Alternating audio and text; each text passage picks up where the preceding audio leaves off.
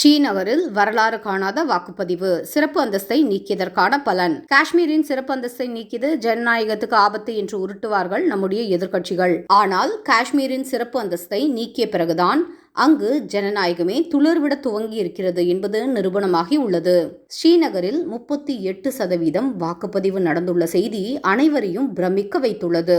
38% என்று கேட்டவுடன் உங்களுக்கு கண்டிப்பாக ஆச்சரியமாக இருக்கலாம். நம்ம ஊரில் 60% வாக்குப்பதிவு நடந்தாலே மிகவும் குறைவு என்று கூறுவோமே, இவர்கள் என்னடா என்றால் 38% கூட அதிகம் என்று சொல்றாங்களே என்று. இதற்கு கொஞ்சம் வரலாற்றை கடந்து பின்னோக்கி பார்க்க வேண்டும்.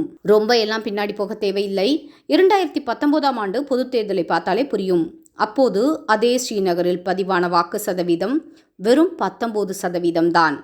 காஷ்மீரின் சிறப்பு அந்தஸ்து நீக்கியதற்கு பிறகு மக்கள் வாக்களிக்க தைரியமாக வெளியே வர ஆரம்பிச்சிருக்காங்க.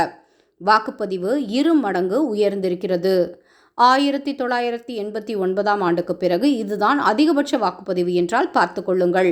1989 ஆண்டு வரை காஷ்மீரில் அநேகமாக இருந்த வாக்குப்பதிவு 1990 ஆண்டு நடந்த காஷ்மீரி பண்டிதர்கள் மீதான இன வெறியாட்டத்திற்கு பிறகு வெகுவாக குறைந்திருப்பதை புள்ளி விவரங்கள் தெளிவாக தெரிவிக்கின்றன. பாரத பிரதமர் நரேந்திர மோடி அவர்களின் துணிச்சலான நடவடிக்கையால் இப்போது மீண்டும் காஷ்மீரில் ஜனநாயகம் தலைநிமிர தொடங்கியுள்ளது. பாரத தேசத்தின் ஆன்மாவை காப்பாற்ற வேண்டும் என்ற வேட்கை கொண்ட ஒரு தவ புதல்வனின் சிறு முயற்சி அந்த மக்களின் வாழ்க்கையையே மாற்றும் அளவுக்கு ஜனநாயகத்தை உயர்த்தி பிடித்திருக்கிறது. காஷ்மீர் மீண்டு எழுந்து கொண்டிருக்கிறது. காஷ்மீரின் வளர்ச்சி வரலாறு காணாத வளர்ச்சியாக இருக்க போகிறது. மோடி அவர்களின் தைரியமான நடவடிக்கை அதற்கு தொடக்க புள்ளியாக அமைந்துள்ளது.